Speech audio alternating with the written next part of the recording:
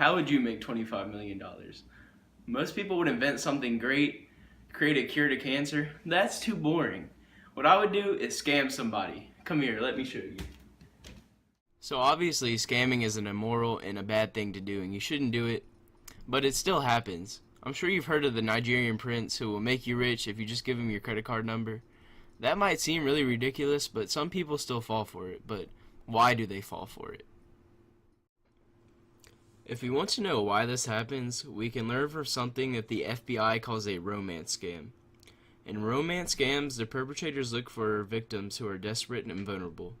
They find these people mostly on online dating websites. People who are desperate open up very easily.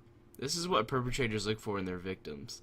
Once the victim opens up to a perpetrator and creates a bond with them, this is when they start asking for money.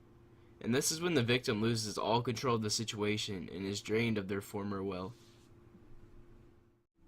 When perpetrators of these scams carry out the scam, they use two key methods: making the victim feel accepted and giving the victim hope.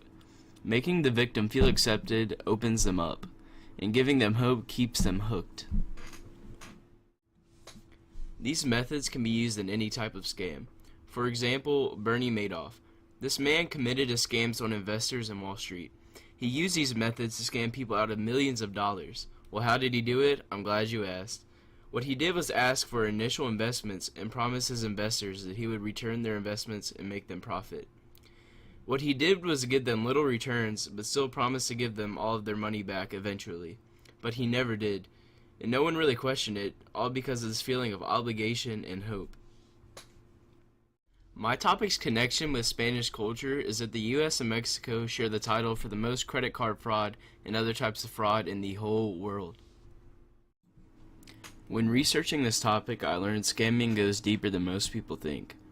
There is a ton of psychological exploits that perpetrators use to commit these acts. I also learned that the internet can be a very dangerous place to trust somebody you can't physically see.